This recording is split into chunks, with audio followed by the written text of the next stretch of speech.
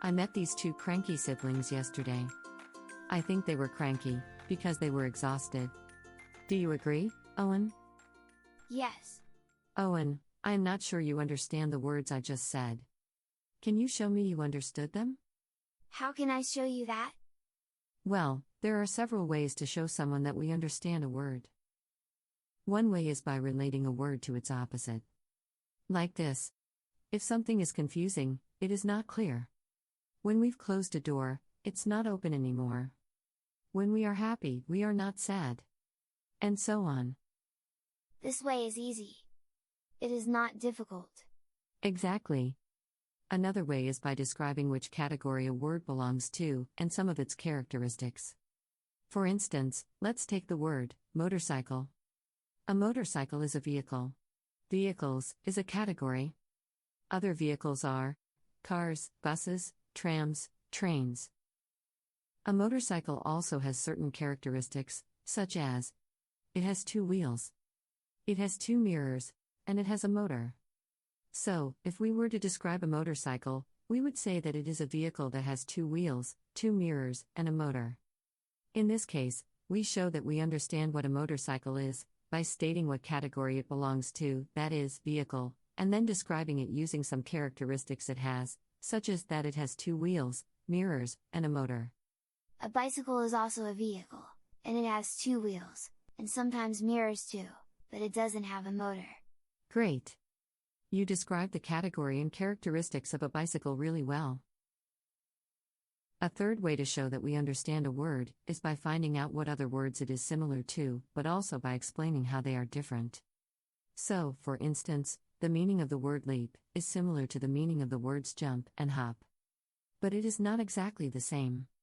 Leap is a motion that is usually done suddenly, and covers a great distance. A lion, for example, would leap on its prey. Jump is something we might do when we exercise. Hop is a shorter leap, and we might also just use one leg, like when we're playing hopscotch. I understand. Let's summarize then. To show that you understand a word, you can first, use its opposite. For example, if it is day, then it isn't night. If it is cold, it is not warm. Secondly, say which category the word belongs to, and describe some of its characteristics. For example, a chair is a piece of furniture that has 4 legs, a seat, and back support.